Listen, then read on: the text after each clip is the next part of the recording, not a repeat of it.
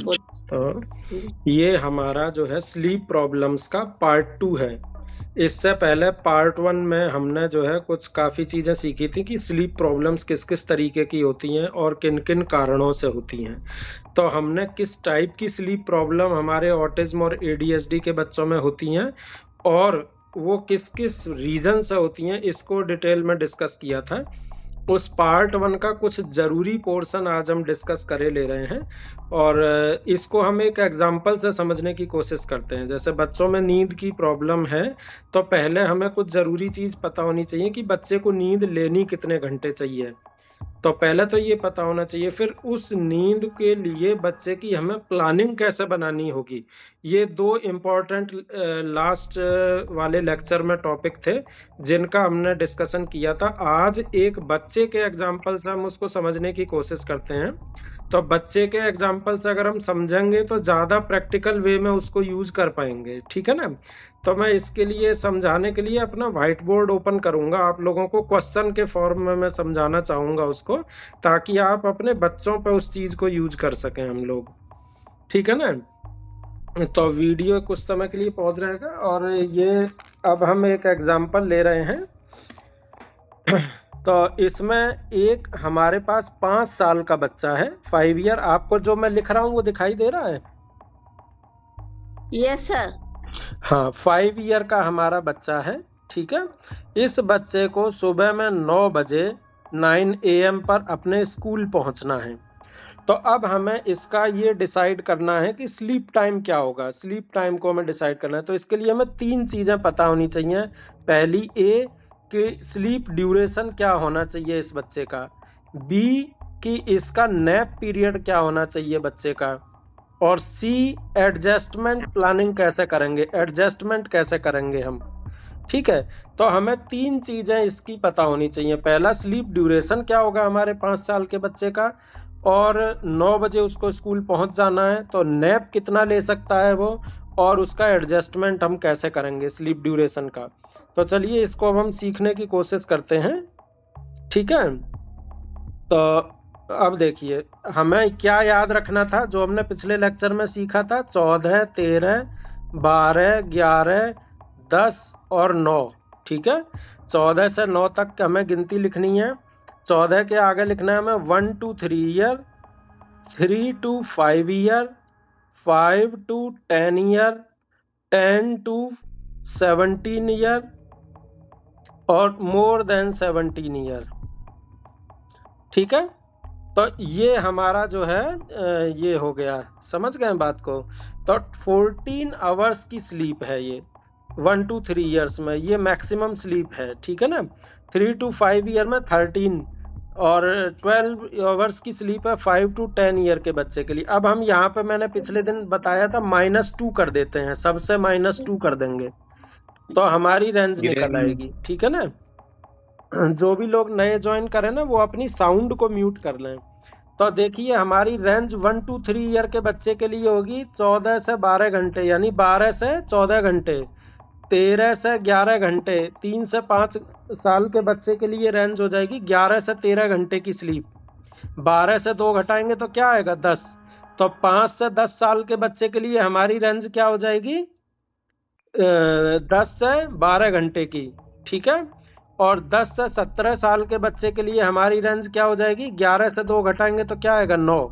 तो 9 से 11 घंटे की। और 17 साल से ऊपर के जो हैं उनको 10 से 8 घंटे, 8 से 10 घंटे की, मिनिमम 8 और मैक्सिमम 10। तो ये हमारे जो स्पेक्ट्रम पर बच्चे होते हैं या एडीएचडी के बच्चे होते हैं, उन लोगों में, उन बच्चों में ये स्लीप का ड्यूरेशन है। इसको याद करने का तरीका 14, 13, 12, 11, 10 उल्टी गिनती लिख दीजिए। 1 to 3 year, 3 to 5 year, 5 to 10 year, 10 to 17 year और मोर देन 17 ईयर, -2 कर दीजिए। तो अब हमारा बच्चा है 5 साल का, ठीक है, 3 to 5 ईयर में चला गया। तो अब हमारे बच्चे की, ये आप लोग साउंड अपना म्यूट कर दीजिए। 11 से 13 घंटे की बच्चे की हमारी स्लीप होनी चाहिए। तो हम मान के चलते हैं कि चलिए हम मिनिमम ये, ठीक है, 5 ईयर पर 11 आवर्स की हमें स्लीप चाहिए। तो ये तो हो गया हमारा पहला पॉइंट, स्लीप ड्यूरेशन। अब हम सेकंड पॉइंट पर जाएंगे उसमें हम किस चीज पर आएंगे? सेकंड पॉइंट पर। दूसरा था हमारा नैप पीरियड, बच्चे को दोपहर में कितना सोना चाहिए। तो देखिए इसका रूल क्या था? इसका रूल था 2, 1 और 0। जो हमारे 1 साल से 3 साल तक के बच्चे हैं वो 2 बार तक सो सकते हैं। 3 साल से 5 साल के बच्चे 1 बार सो सकते हैं पूरे दिन में। और 5 साल से ऊपर के बच्चों को नैप लेने की जरूरत नहीं है, यानी 0 नैप। तो हमारा बच्चा 0 नैप में आया कि जिसको सुलाने की कोई आवश्यकता नहीं है। लेकिन फिर भी फॉर एग्जाम्पल हम लोगों के यहाँ ज्यादातर बच्चे 1 बार जरूर दिन में सोते हैं, तो हम मान लेते हैं कि हमें 1 बार नैप बच्चे को देनी है। तो ये नैप 30 मिनट से ज्यादा की नहीं होनी चाहिए, ठीक है। यानी बच्चे को रात्रि में, अब आया कि रात्रि में, दिन में हमने आधा घंटे सुलाया, 11 घंटे हमें टोटल सुलाना है। तो हमारे बच्चे की नींद रात्रि में कितनी होनी चाहिए? 10.5 घंटे। अब आप इतना पॉइंट आप समझ गए होंगे। अब हम आगे बढ़ते हैं और हमारे बच्चे को सोना है 10.5 घंटे रात में, ठीक। अब आते हैं हम तीसरे पॉइंट, एडजस्टमेंट। अब एडजस्टमेंट का क्या मतलब है? 9 बजे बच्चे को स्कूल पहुंचना है, तो उसका 9 बजे थोड़ी वो जागेगा, उसको जागना पड़ेगा 8 बजे सुबह के, ठीक है ना। तो 1 घंटे पहले एटलीस्ट उसको जागना पड़ेगा बच्चे को, समझ गए? अच्छा, ये चीज हमें समझ में आ गई। तो हमें जो ड्यूरेशन डिसाइड करना है वो 8 बजे से 10.5 घंटे पहले का डिसाइड करना है, यानी वो होगा लगभग 9:30 बजे का रात में, ठीक है ना। जब हम 10.5 घंटे 8 बजे से बैक जाएंगे तो ये 9:30 बजे का समय आएगा, 9:30 PM का। अब हमें फिर दूसरा एडजस्टमेंट करना है। दूसरा एडजस्टमेंट क्या? 9:30 बजे अगर हम बच्चे को बिस्तर में लिटाते हैं तो वो तुरंत थोड़ी सो जाएगा, यानी हमें बेड की तैयारी, बच्चे की स्लीपिंग प्रिपरेशन वो एटलीस्ट 1 आवर बिफोर शुरू कर देनी चाहिए, ये रूल है। यानी हमें किसी बच्चे को 9:30 बजे सुलाना है तो उसकी सारी चीजें हमें सुलाने के पॉइंट ऑफ व्यू से 8:30 बजे स्टार्ट कर देनी है, 8:30 पर, ठीक है। तो 8:30 पर हमें स्लीप प्रिपरेशन स्टार्ट कर देनी है ताकि बच्चा 9:30 पर सो जाए। 8 बजे हमें सुबह में उसको जगा देना है ताकि उसकी 10.5 घंटे की नींद पूरी हो जाए। और दोपहर में हम किसी समय उस बच्चे को 30 मिनट्स के लिए केवल स्लीप लेने देंगे। अब आप ये समझ लीजिए, ये मैंने 5 ईयर के एक ऑटिज्म के बच्चे के, स्पेक्ट्रम के बच्चे के, या ADHD के बच्चे के, या आप इसको किसी नॉर्मल बच्चे में भी सेम वे में लेंगे, नॉर्मल बच्चे के लिए भी यही रूल है, ठीक है ना। तो नॉर्मल बच्चा हो, चाहे वो ऑटिज्म का बच्चा हो, चाहे वो ADHD का बच्चा हो, ये रूल सेम है। ब्रेन डेवलपमेंट के लिए बच्चे को इतनी नींद चाहिए, ठीक है ना। तो यहाँ पे आपने ये 4 चीजें सीखी कि कैसे हम लोग ये डिसाइड करेंगे कि बच्चे को हमारे कितने बजे हमें सुलाने के लिए भेजना है, कितने बजे उठा देना है, और हम कैसे स्लीप ड्यूरेशन को डिसाइड करेंगे, ठीक है। तो अब हम आगे बढ़ते हैं। तो आपने देख लिया कि कैसे हम जो है बच्चे के टारगेट्स को सेट करेंगे, ठीक है। अच्छा, अब आती है बात जो है कि हम जो है बच्चे के क्या क्या स्लीप टारगेट्स डिसाइड कर सकते हैं, ठीक है ना। कुछ स्लीप टारगेट्स होते हैं, जैसे किसी बच्चे को हमें 9:30 बजे सुलाना है, इसी बच्चे को जिसका अभी हम डिस्कशन कर रहे थे, 9:30 पर हमको इसको सुलाना है। तो हमारे स्लीप टारगेट्स क्या होने चाहिए? एक अच्छे स्लीप पैटर्न को किसी भी बच्चे में, चाहे वो ऑटिस्टिक हो चाहे नॉन ऑटिस्टिक हो, हमें कुछ टारगेट सेट करके चलने होते हैं। जैसे पहला टारगेट, जब हमने लाइट बंद की जैसे ही, उसके विदिन 30 मिनट्स बच्चा सो जाना चाहिए। समझ रहे हैं ना, बच्चा बेड में गया, हमने लाइट को टर्न ऑफ किया, कुछ देर बाद लाइट टर्न ऑफ के 30 मिनट्स के अंदर हमें टारगेट सेट करना है कि हमारा बच्चा सो जाए, इससे ज्यादा लंबा समय ना लगे, ठीक है। दूसरी चीज, मिनिमम 6 आवर्स की कंटिन्यूअस स्लीप एक स्ट्रेच में होनी चाहिए, यानी पहली नींद जो बच्चे को आ रही है वो मिनिमम 6 घंटे चलनी चाहिए। ये हमारा दूसरा टारगेट होना चाहिए। तीसरा टारगेट हमारा होना चाहिए कि जो हमारे बच्चे 5 साल से बड़े हैं उनको हमें नैप नहीं देनी है, फिर भी हमारे ट्रेडिशन में एक बार बच्चे को जरूर सुलाते हैं। तो आप उस नैप को 30 मिनट से ज्यादा की मत रखिए। दिन की जो नैप है, बच्चा 5 साल से ऊपर का है तो नैप का ड्यूरेशन केवल 30 मिनट्स रखिए। 5 साल से 3 साल का है, 1 टाइम नैप रखिए, 2 बार नहीं सोने दीजिए। 3 ईयर से 1 ईयर का है, तो 2 बार नैप रख सकते हैं बच्चे की, ठीक है। 1 ईयर से लेस में हमें इन चीजों पर ध्यान नहीं देना है कि नैप कितनी भी बार वो बच्चा सो सकता है, ठीक है। तो यहाँ पे आपको इस चीज का ध्यान रखना है। दूसरा, हमें नैप का ड्यूरेशन भी समझ में आ गया। अब हमें 3 बजे के बाद, दोपहर के 3 बजे के बाद चाय, कॉफी और शुगर कंटेनिंग लिक्विड, चॉकलेट, ये 5 चीजें बच्चे को नहीं देनी है। अब इसको ध्यान से समझ लीजिए, ये चीजें हमें 3 बजे के बाद बच्चे को क्यों नहीं देनी है? क्योंकि पहली चीज, हाइपर एक्टिविटी कम होगी, हमें ये बेनिफिट मिलेगा अगर इस चीज को हम नहीं देंगे तो। दूसरी, over excitability at the time of sleep बच्चे की रिड्यूस हो जाएगी। कुछ बच्चे, ऑटिस्टिक या एडीएचडी के बच्चे ओवर एक्साइटेबल हो जाते हैं at the time of sleep, तो अगर आपने ये प्रोडक्ट दिए हैं बच्चे को तो वो और ज्यादा होंगे, तो ये ओवर एक्साइटेबिलिटी कम करने में हेल्प मिलेगी। तीसरी चीज, शुगर कंटेनिंग लिक्विड आपने ज्यादा दिए हैं या लिक्विड इंटेक ज्यादा रहा है तो नाइट में बेड वेटिंग भी बच्चे में बहुत ज्यादा हो सकती है। तो अब ये तीनों ही चीजें ऐसी हैं जो कि बच्चे की स्लीप को रात में डिस्टर्ब कर सकती हैं, तो इसीलिए हमें ये सारी चीजों को अवॉइड करना है। तो ये हमारा हो गया 5वां टारगेट। अब हमें छठा टारगेट की तरफ बढ़ना है। छठा हमारा टारगेट है कि हमें किसी थेरेपिस्ट से मिलकर के अपने बच्चे के प्रॉब्लम बिहेवियर्स की एक लिस्ट तैयार करवानी है कि कौन से प्रॉब्लम बिहेवियर हैं बच्चे में जो ट्रिगर कर रहे हैं स्लीप डिस्टरबेंस को, और स्पेशली सेंसरी इश्यूज की लिस्ट हमें तैयार करानी है। तो ये 2 चीजों की लिस्ट हमारे पास होनी चाहिए। ये डिटेल में हमें अपने थेरेपिस्ट से डिस्कस करके लिखे होने चाहिए कि किसी बिहेवियर का ट्रिगरिंग पॉइंट क्या है बच्चे का।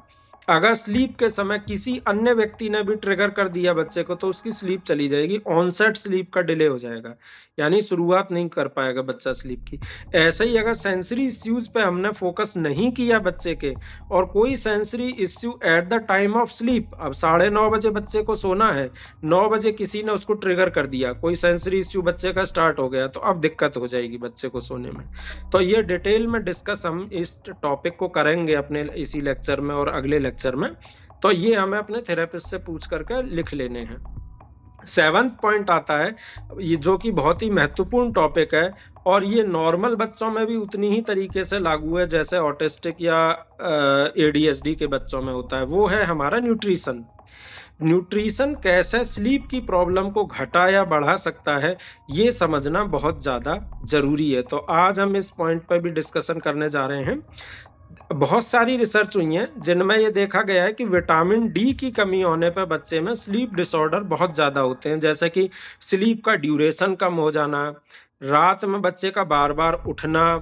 अब विटामिन डी क्या करता है? विटामिन डी हमारे शरीर में मेलेटोनिन के प्रोडक्शन को कंट्रोल करता है। मेलेटोनिन क्या है? एक हार्मोन है। मेलेटोनिन हार्मोन क्या करता है? हमारे स्लीप वेक साइकिल को कंट्रोल करता है, यानी मेलेटोनिन कम होगा तो हमें नींद प्रॉपरली नहीं आएगी, हम बार बार उठेंगे। तो ये एक इम्पॉर्टेंट चीज है जिसका हमें ध्यान रखना है। मैं फिर से एक बार अपने बोर्ड पर शिफ्ट होऊंगा और बोर्ड पर शिफ्ट होकर इस चीज को आपको प्रैक्टिकली थोड़ा समझाने की कोशिश करूंगा ताकि आप यूज कर सकें प्रैक्टिकल मैनर में इस चीज को। देखिए, यहाँ हमने ये डिस्कस किया कि सबसे पहली चीज हमारी क्या है? Vitamin D. विटामिन डी जो होगी वो क्या करती है? मेलेटोनिन के प्रोडक्शन को कंट्रोल। और मेलेटोनिन किसके लिए रेस्पॉन्सिबल है? हमारी स्लीप के लिए, ठीक है ना। हमारा जो स्लीप वेक साइकिल है, सर्कैडियन रिदम है। सर्कैडियन रिदम आप लोग बायोलॉजी के स्टूडेंट जानते होंगे। जो हमारी सर्कैडियन रिदम है, जो हमारा सोने जागने का चक्र है किसी भी व्यक्ति का, बच्चे का, उसको कंट्रोल करता है मेलेटोनिन। मेलेटोनिन की कमी होगी, स्लीप डिस्टर्बेंस क्रिएट हो जाएगी। विटामिन डी की कमी होगी, स्लीप डिस्टर्बेंस दिक्कत में आ जाएगी। विटामिन डी हेल्प करता है मेलेटोनिन के प्रोडक्शन में, मेलेटोनिन हेल्प करता है स्लीप वेक साइकिल में। अब आप मुझे बताइए, आप सारे लोग ये चीज बता सकते हैं कि विटामिन डी के प्रोडक्शन के लिए क्या चीज जरूरी है? सनलाइट, ठीक है ना। ये तो आप सब लोग 6ठी क्लास का बच्चा जानता है कि सनलाइट किसके लिए जरूरी है? सनलाइट एक्सपोजर विटामिन डी के निर्माण के लिए, यानी सन हमारी स्लीप को भी कंट्रोल कर रहा है। सन ने बनाया विटामिन डी, विटामिन डी ने बनाया मेलेटोनिन, मेलेटोनिन ने हमें स्लीप दी। तो यानी सन की एब्सेंस होगी तो भी प्रभावित हो जाएगा विटामिन डी का प्रोडक्शन।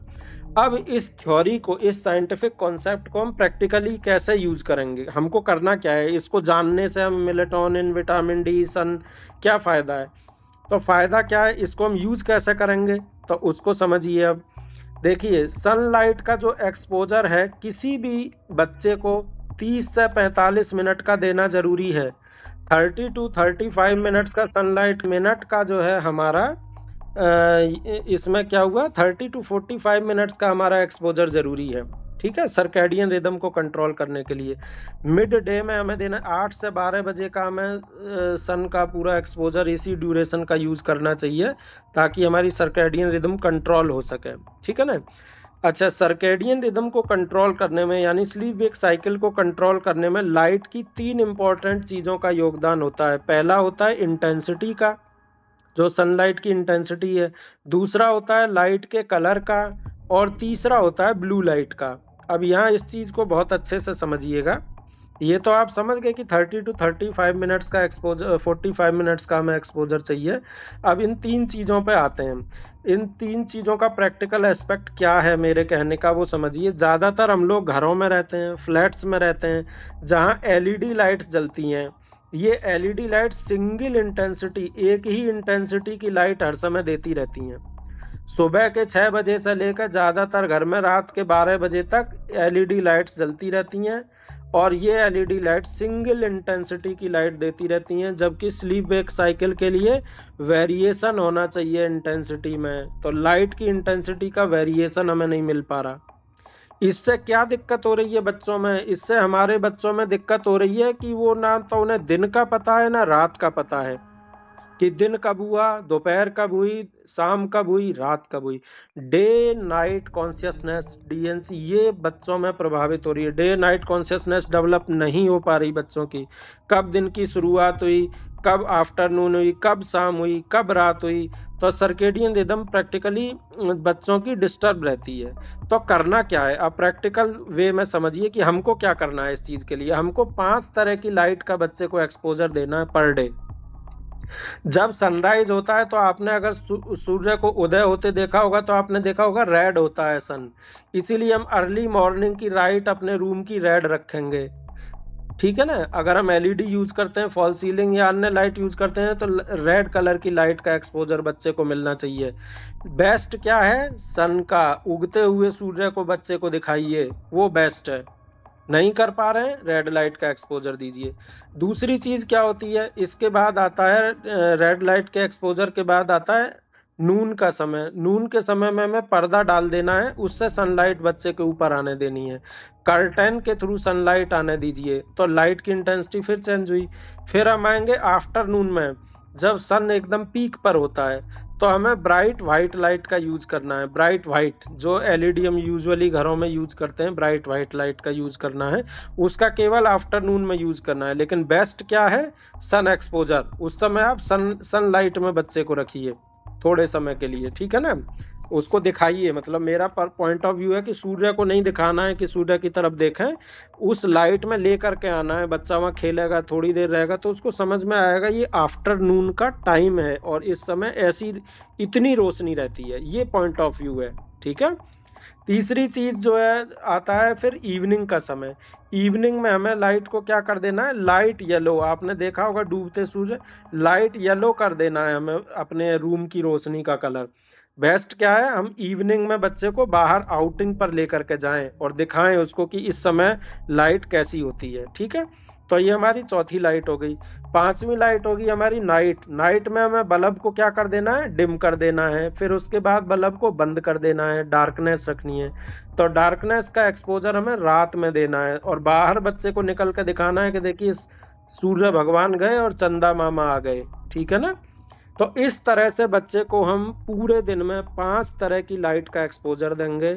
अगर हम इन 5 तरह की लाइट का एक्सपोजर बच्चे को देंगे तो उसको क्या क्या फायदे होंगे। पहला फायदा क्या हुआ, DNC, day night consciousness develop होगी। आपको आश्चर्य होगा कि ज्यादातर ऑटिस्टिक बच्चे और एडीएचडी के बच्चे भी कुछ, और इवन मैंने तो देखा है नॉर्मल बच्चों में भी, वो डे नाइट ही आइडेंटिफाई नहीं कर पाते हैं कि ये नून है ये आफ्टरनून है, ये अर्ली मॉर्निंग है, या ये लेट इवनिंग है, वो इस चीज को ही नहीं बता पाएंगे बहुत सारे बच्चे जो फ्लैट्स के अंदर या घरों के अंदर पूरे समय बंद रहते हैं। ठीक है, तो सर्केडियन रिदम डेवलप करने के लिए ये चीज पांचों लाइट का एक्सपोजर देना जरूरी है बच्चे को। दूसरी चीज तो एक तो डीएनसी डे नाइट कॉन्शियसनेस, दूसरा सर्केडियन रिदम के डेवलपमेंट में फायदा हुआ, तीसरा सेंसरी इश्यूज। तो जो सेंसरी थेरेपी एक्सपर्ट होते हैं वो भी कहते हैं कि अगर हम सन एक्सपोजर बच्चे को देंगे तो हमारे सेंसरी इश्यूज में बहुत बच्चे में बेनिफिट देखा गया है, ज्यादातर विजुअल हाइपर सेंसिटिविटी के इश्यूज में। ठीक है ना, तो विजुअल हाइपर सेंसिटिविटी के इश्यूज में ग्रेजुअल सन एक्सपोजर किया जाता है, ग्रेडेड मैनर में सन एक्सपोजर किया जाता है बच्चों में। सडनली सन एक्सपोजर नहीं किया जाता है, तो धीरे धीरे सन एक्सपोजर बच्चे में करते हैं। तो हमें सेंसरी इश्यूज में भी सनलाइट एक्सपोजर से बेनिफिट मिलता है। तो आपने बहुत सारी चीजें देखी, समझने की कोशिश की। अब हम फिर से जो है अपने उस पर आते हैं।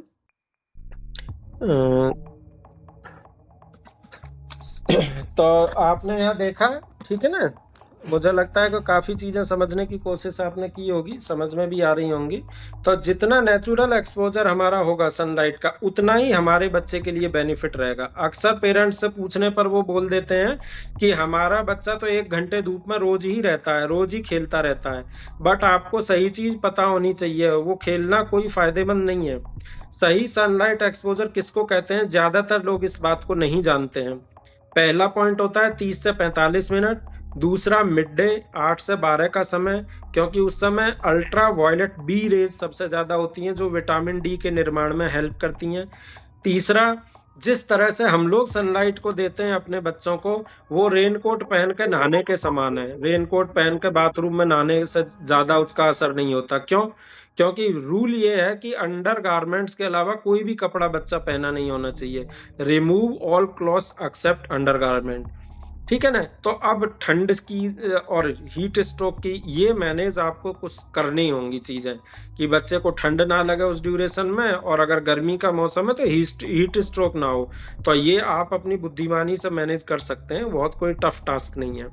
ठीक है, दूसरी चीज इंपॉर्टेंट आती है, बहुत से लोग क्या करते हैं, सनस्क्रीन लोशन लगा के सनलाइट में बैठ जाते हैं, बहुत तगड़ा ऑयल मसाज करके सनलाइट में बैठ जाते हैं। अब आपने यूवीबी किरणों को पहले ही रोक दिया, सनस्क्रीन लोशन रोक देंगे यूवीबी रेज को, ऑयल मसाज से रेज रिफ्लेक्ट हो जाएंगी। तो अगर बहुत ज्यादा तेल का मालिश करके और सनस्क्रीन लोशन लगा करके, जैसे अपने कंट्री में ये चीज बहुत होती है, तो उस सनलाइट को तो हम रिफ्लेक्ट वापस ही लौटा देते हैं उस कंडीशन में। ठीक है ना, यूवीबी रेज को हम रिड्यूस कर देते हैं, एब्जॉर्ब नहीं हो पाएंगी उतना ज्यादा, और विटामिन डी सिंथेसिस में उसका कोई ज्यादा बेनिफिट नहीं होगा। अब नेक्स्ट पॉइंट आता है, और हमें क्या ध्यान रखना है, यहाँ पर हमें यह भी ध्यान रखना है कि डॉक्टर ने जो विटामिन डी का सिरप या ड्रॉप प्रेस्क्राइब किया है या कैल्शियम प्रेस्क्राइब किया है, उसको हमें अवॉइड नहीं करना है। बहुत से बच्चे पेरेंट्स कॉन्स्टिपेशन के डर से, कुछ लूज स्टूल के डर से अवॉइड कर देते हैं, बंद कर देते हैं। तो आप इस चीज के लिए डॉक्टर से सलाह ले सकते हैं कि कॉन्स्टिपेशन हो रहा है, लूज स्टूल, वो मैनेज किया जा सकता है, लेकिन बंद नहीं करना है। ठीक है ना, क्योंकि विटामिन डी तो अब हम लोग नवजात बच्चे को बर्थ से ही शुरू कर देते हैं और 1 ईयर तक कंटिन्यू देते हैं। ठीक है ना, तीसरे महीने से हम लोग बच्चे में कैल्शियम सिरप ऐड कर देते हैं, ज्यादातर कैल्शियम सिरप में विटामिन डी मिला हुआ होता है। ठीक है ना, अब कैल्शियम सिरप में विटामिन डी क्यों मिलाया जाता है, क्योंकि हमारी बॉडी तभी कैल्शियम को एब्जॉर्ब कर पाएगी।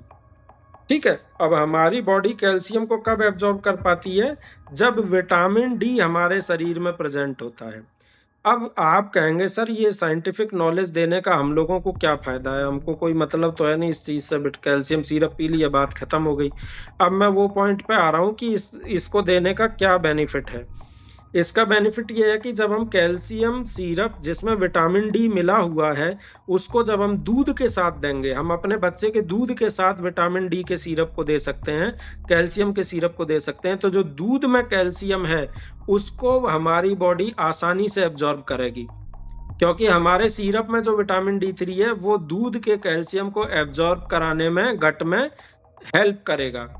तो यानी जिस जिस फूड में कैल्शियम रिच है, जो जो फूड, उस सब को हम कैल्शियम सिरप के साथ देते हैं। इसीलिए कैल्शियम सिरप को अगर आप दूध के साथ देंगे तो बच्चे को पीने में भी आसानी रहेगी और दूध के कैल्शियम का एब्जॉर्प्शन बॉडी में अच्छे से होगा। ठीक है, तो ये प्रैक्टिकल बेनिफिट है साइंटिफिक नॉलेज का। दूसरा चीज, महत्वपूर्ण बात ये भी ध्यान रखनी है कि हमें कैल्शियम सिरप के साथ आयरन सिरप नहीं देना है बच्चे को, ठीक है ना। अब हम अगले पॉइंट पे जाते हैं। एक होता है ओमेगा 3 फैटी एसिड, जो कि फिशेस में पाया जाता है, मछलियों में, मछली के ऑयल में पाया जाता है। उसमें एक तत्व होता है डोकोसा हेक्सेनोइक एसिड, DHA। प्रेगनेंसी में आप लोगों ने DHA के कैप्सूल लिए होंगे, ओमेगा 3 फैटी एसिड के भी कैप्सूल लिए होंगे। बेसिकली वो दिए जाते हैं कि बच्चे का न्यूरोनल या ब्रेन डेवलपमेंट उनसे बेटर रहता है, इम्यूनिटी बच्चे की उससे बेटर रहती है, इसीलिए DHA जो है प्रेस्क्राइब किया जाता है। लेकिन इंपॉर्टेंट चीज मैं इसको यहाँ पे क्यों ले रहा हूँ कि ये रिसर्च में देखा गया है कि जिन बच्चों में DHA के ब्लड लेवल कम होते हैं उनमें स्लीप का ड्यूरेशन शॉर्ट होता है, नींद आने में बहुत परेशानी होती है, वो उनका स्लीप बार बार टूटता है रात में बच्चों का, ठीक है ना। तो हमें प्रैक्टिकली बच्चे के ब्रेन डेवलपमेंट के लिए तो DHA देना ही है। आंख के में जो रेटिना, जो हमारा पर्दा होता है, उसके लिए भी DHA बहुत जरूरी है, उसके लिए DHA हेल्पफुल करेगा। तीसरी इंपॉर्टेंट चीज, बच्चे का स्लीप वेक साइकिल यानी अच्छी नींद आने में DHA का बहुत महत्वपूर्ण रोल है, ठीक है ना। तो DHA को हम सिरप के रूप में भी बच्चे को दे सकते हैं। अक्सर हम ADHD ऑटिज्म के बच्चों में DHA सिरप के रूप में चलाते हैं ताकि उनकी ब्रेन डेवलपमेंट अच्छी हो, रेटिना की डेवलपमेंट अच्छी हो, इम्यूनिटी अच्छी हो और उनको स्लीप प्रॉपर आ सके, ठीक है। अब हम कुछ डाइट्स के थ्रू भी DHA को दे सकते हैं, ठीक है ना। तो DHA फिश ऑयल रिच होता है। मैं यहाँ पे एक चार्ट के थ्रू आपको बताता हूँ कि कैसे आप इजी मैनर में DHA बच्चे को दे सकते हैं, और इसके बाद हमारा ये लेक्चर खत्म हो जाएगा, कुछ ही मिनट का केवल बचा हुआ है, ठीक है। तो ये चार्ट मैं अभी आपको दिखाता हूँ कि कैसे हम लोग जो है बच्चे को DHA देंगे। व्हाइट बोर्ड पर मैं अभी आपको लेकर के चलता हूँ दोबारा से। ये हमारा नया व्हाइट बोर्ड आ गया। यहाँ हम डिस्कस करेंगे कि ब्रेन डाइट में क्या क्या चीजें हैं। देखिए, ब्रेन डाइट में 3 चीजें हैं, omega 3 fatty acid plus DHA plus iron. अब एक डाइट मैं आपको बना के देखता हूँ। मैंने एक कांच की एक बोतल ली, इस कांच की बोतल में मैंने वालनट डाला सबसे पहले, सबसे ज्यादा अमाउंट में, फिर मैंने फ्लैक्सीड डाला, फिर मैंने हेम्प सीड बहुत कम मात्रा में लिया, फिर मैंने चिया सीड डाला, फिर मैंने रेजिन्स डाले, रेजिन्स आप जानते हैं, ठीक है। ये ग्लास की बोतल में, ये वालनट सबसे ज्यादा, फ्लैक्सीड उससे कम, हेम्प सीड सबसे कम, फिर थोड़ा चिया सीड, फिर रेजिन्स, ठीक है। इसी ऑर्डर में हम इस कांच की बोतल में बना के रख लेंगे। चाहे तो हम इन्हें, छोटा बच्चा है तो पेस्ट फॉर्म भी बना सकते हैं, चाहे तो हम, अगर बच्चा 4-5 साल का है, 3-4 साल का है, तो इजीली इसको खा भी सकता है। तो ये डाइट है जो हमारी DHA, ओमेगा 3 फैटी एसिड और आयरन रिच है। तो ये कांच की बोतल आप अपने पास रख लीजिए और इसको अच्छे से समझ लीजिए, ठीक है ना। ये बहुत बेनिफिशियल है बच्चे के लिए। इसको आप 1 गिलास दूध के साथ सुबह और रात को बच्चे को दे सकते हैं। अब हम नेक्स्ट पॉइंट पर बढ़ते हैं। वो आता है ब्रेन और आई डेवलपमेंट के लिए हमें कौन सा ऑयल यूज करना है। तो बच्चों में बेस्ट ऑयल कौन सा है जो हमें DHA सबसे ज्यादा दे। अब यहाँ पे इसको भी समझ लीजिए। DHA के लिए हमें याद रखना है flax can soya, flax can soya, flaxseed oil, canola oil और सोयाबीन ऑयल। ये 3 ऑयल हैं जिनमें सबसे ज्यादा DHA होता है। तो हमें बच्चों के लिए ब्रेन और विजन डेवलपमेंट के लिए इन 3 ऑयल को प्रीफरेंस देनी है, फ्लैक्सीड ऑयल, कैनोला ऑयल और सोयाबीन ऑयल, ठीक है। अब हम आगे बढ़ते हैं। हमें बच्चे के लिए कौन कौन से ऑयल हैं जो थोड़े से अवॉइड करने चाहिए, पूरी तरह से बंद बिल्कुल नहीं, थोड़ा अवॉइड कर सकते हैं। वो है sunflower, corn oil, cotton seed oil, cod liver oil और पेरिल्ला ऑयल। अब कॉड लीवर ऑयल वगैरह तो बहुत अच्छे माने जाते हैं, फिर भी हमने यहाँ बोला है कि इनको थोड़ा अवॉइड करना चाहिए, पूरी तरह बैन नहीं करना चाहिए, थोड़ा कम यूज करना चाहिए। उसका रीजन है ओमेगा 6 फैटी एसिड इनमें एक्सेस में होता है। और हमें ब्रेन डेवलपमेंट के लिए, विजन डेवलपमेंट के लिए और स्लीप डेवलपमेंट के लिए ओमेगा 3 फैटी एसिड ज़्यादा चाहिए। हमें चाहिए तो दोनों, लेकिन ओमेगा 3 ज़्यादा चाहिए। तो ओमेगा 3 फ्लैक्स कैन सोया में ज़्यादा होता है। और ये ओमेगा 6 इनमें ज़्यादा होता है, इसीलिए इनको हम रिलेटिवली कम प्रीफर करेंगे, बैन नहीं है। ठीक है, अगला पॉइंट आता है कि हमें और क्या क्या एलिमेंट याद रखने हैं। जिंक बच्चे को देना है, लाइकोपीन बच्चे को देना है, और सेलेनियम रिच डाइट बच्चे को देना है। कैसी डाइट? जैसा जिसमें कैरेट्स ज़्यादा हों, टोमेटोज ज़्यादा हों, जिनमें रेजिन्स ज़्यादा हों, मखाना ज़्यादा हो, आलमंड्स हों। तो ये 5-6 एलिमेंट हैं जिनमें जिंक, लाइकोपीन और सेलेनियम ज़्यादा होते हैं। क्यों? क्योंकि जिंक, लाइकोपीन और सेलेनियम बच्चे के स्लीप साइकिल डेवलपमेंट में बहुत ज़्यादा ज़रूरी हैं। इनसे काफ़ी ज़्यादा हेल्प हमें मिलती है। ठीक है, तो मुझे लगता है कि काफ़ी इम्पोर्टेंट चीज़ों को आज हमने डिस्कस किया है, और इन इम्पोर्टेंट पॉइंट्स पर आपके क्या व्यूज़ हैं आप लोग ज़रूर कमेंट बॉक्स में बताइएगा। और अन्य डाइट जैसे विटामिन डी रिच डाइट हैं, तो ये आप लोगों को खुद से सर्च करनी है कि कौन कौन सी डाइट हैं जो विटामिन डी रिच होती है। डीएचए की अदर डाइट्स को भी आप सर्च कर सकते हैं। जो महत्वपूर्ण पॉइंट हैं डीएचए डाइट में वो मैंने आपको बता दिए हैं, वो आपको इसी तरीके से ध्यान रखने हैं और इसी तरीके से करने हैं। ठीक है ना। सनलाइट एक्सपोजर में क्या ध्यान रखना है, जो कि हम पूरे कपड़े पहना के A to Z बच्चे को सनलाइट में छोड़ देते हैं तो उसका कोई यूज नहीं है, प्रैक्टिकल यूज नहीं है। वो दिन भर भी सनलाइट में रहे, चेहरा भी बच्चे का टोपी लगा के ढक देते हैं और बाकी पूरा शरीर ढका रहता है, तो ऐसे में सनलाइट देने का कोई प्रैक्टिकल मतलब नहीं बचता है। ठीक है, तो ये सारी चीज आपको ध्यान रखनी है। डीएचए रिच डाइट मैंने आपको बता दी। ऑयल कौन से बच्चे में हमें प्रीफर करने हैं ये मैंने आपको बता दिया। कौन से ऑयल थोड़ा अवॉइड करने हैं, प्रतिबंधित नहीं है, फिर मैं कह रहा हूँ, वो भी मैंने आपको डिटेल में बता दिए। अब विटामिन डी रिच डाइट बचती है, तो विटामिन डी रिच डाइट कौन कौन सी होती हैं, फूड कौन से हैं, जैसे कॉड लीवर ऑयल। तो बच्चों में हम थोड़ा सा अवॉइड करते हैं हार्ड ऑयल्स को। कॉड लीवर ऑयल बच्चों में बैन नहीं है, थोड़ा बहुत यूज करने में कोई बुराई नहीं है। ट्राउट, साल्मन फिश, मशरूम जो होता है, अल्ट्रावायलेट को जो एक्सपोज्ड मशरूम होते हैं वो बेनिफिशियल होते हैं। ठीक है ना, मशरूम होते हैं जो यूवी लाइट से एक्सपोज किए जाते हैं, तो वो जो है विटामिन डी रिच हो जाते हैं। ऐसे ही मिल्क है 2% मिल्क फेट वाला, या विटामिन डी फोर्टिफाइड मिल्क भी अलग से आते हैं, उनको आप यूज कर सकते हैं। सोया को, आलमंड को, ओट मिल्क को आप यूज कर सकते हैं जो विटामिन डी फोर्टिफाइड होते हैं। रेडी टू ईट सीरियल्स होते हैं जो कि विटामिन डी फोर्टिफाइड होते हैं, आजकल बहुत मिलते हैं। ठीक है ना, सार्डिन्स होती हैं, कैंड ऑयल होते हैं। ठीक है ना, एग, स्क्रैम्बल्ड एग को आप यूज कर सकते हैं, लीवर को, बीफ को यूज कर सकते हैं, ट्यूना फिश उसको यूज कर सकते हैं आप, कैंड इन वाटर, चीज को यूज कर सकते हैं, चेडार होता है उसको यूज कर सकते हैं, मशरूम्स को यूज कर सकते हैं ना, चिकन ब्रेस्ट को यूज कर सकते हैं। तो इस तरीके से हमने बहुत सारे प्रोडक्ट देखे जो कि हमारे विटामिन डी में रिच होते हैं, तो उन सारे प्रोडक्ट्स को हम यूज कर सकते हैं बच्चे में। ठीक है ना, और सन एक्सपोजर हमारा प्रैक्टिकल यहाँ पॉइंट था, किस तरीके से हमें सन एक्सपोजर में किन किन चीज़ों के नाम ध्यान रखने हैं। तो अब आप मुझे जो है कमेंट सेक्शन में जब बताएंगे कि कौन कौन सी डाइट हैं जो हम विटामिन डी के लिए, डीएचए के लिए, ओमेगा 3 फैटी एसिड के लिए यूज करेंगे। मेलेटोनिन की टेबलेट्स आप अपने डॉक्टर के प्रेस्क्रिप्शन पर ही ले सकते हैं, अन्यथा स्वयं अपनी इच्छा से मेलेटोनिन की टेबलेट या सिरप यूज नहीं करने चाहिए। ठीक है ना, तो ये सप्लीमेंट्स थे, ये न्यूट्रिएंट्स थे जो कि हमारे स्लीप वेक साइकिल में बहुत ज़्यादा हेल्पफुल होते हैं, जो हमने इस आज के टॉपिक में डिस्कस किए। अगले टॉपिक में हम बिहेवियर थेरेपी और सेंसरी इंटीग्रेशन थेरेपी के थ्रू कैसे स्ट्रेटजीज को डेवलप करेंगे कि हम बच्चे की स्लीप वेक साइकिल को ठीक बना सकें, स्लीप पैटर्न को सुधार सकें। जो बच्चा हमारा रात रात भर नहीं सो रहा है, स्लीप ऑनसेट में बहुत ज़्यादा दिक्कत हो रही है, बार बार पलट रहा है, उनमें हम किन